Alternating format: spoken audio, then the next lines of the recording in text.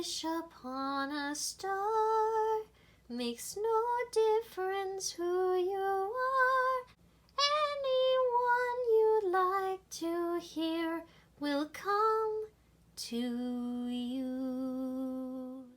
Hello there. We're here with the Black Cauldron characters. There's only a few of them, but I'm sure we'll get to know them all. We'll start with Turan. Turan is an apprentice to the old farmer Dalben. He lives on a farm in the land of Prydain and looks after Henwen the pig. Turan dreams of becoming a brave warrior and proving himself through heroic deeds. When the Horned King steals Henwen, Turan sets off to rescue her. He manages to free Henwen, but is captured himself. He meets Princess Eilonwy, who helps him escape, and he also finds a magical sword. Turan later gives the sword to the three witches, Orgoch, Ordu, and Orin, in exchange for the Black Cauldron.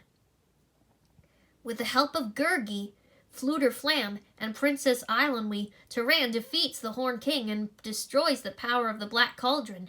His taste for adventure satisfied, he heads home to the Caer Dalben with his three new friends. Did you know that? Turan was a foundling discovered by Dalben. In the early development stages of the film, Turan's age varied between 12, 15, and 20.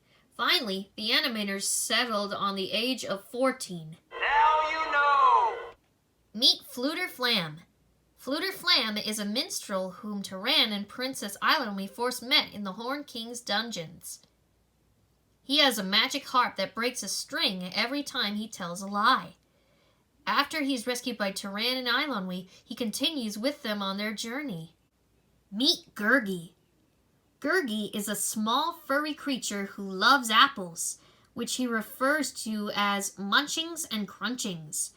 Gurgi is very cowardly and often runs away from a fight, but he eventually finds the courage to save his friends by sacrificing himself and jumping into the Black Cauldron, destroying both the Horned King and the Cauldron's powers.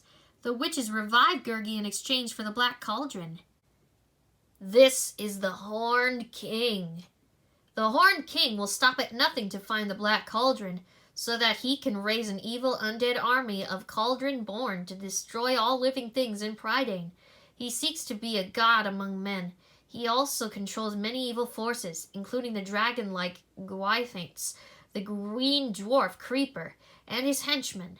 The Horned King has a ghoulish look with a skeletal body, 2 twisted horns on his head, and glowing red eyes. He wants to control Henwen so he can use her powers to locate the Black Cauldron. The Horned King's desire for power ultimately leads to his untimely demise as he gets sucked into the Black Cauldron and destroyed. Did you know that? Although it is implied the Horned King is a sorcerer of some sort, he actually performs very little magic. He displays his powers only to teleport into his castle's mess hall and to call upon the spirit of the Black Cauldron. Now you know! Meet Princess Eilonwy. Princess Eilonwy has a magical orb that the Horned King thinks will lead him to the Black Cauldron. He captures her and throws her in the dungeons. Using her magic, she and Turan escape together. Eilonwy is chatty and strong-willed, which often causes her to clash with Turan, but she is also very compassionate and cares deeply for her friends. Over time, she comes to love Turan and is distraught when he offers to sacrifice himself to the Black Cauldron to save Prydain. And this is Henwen.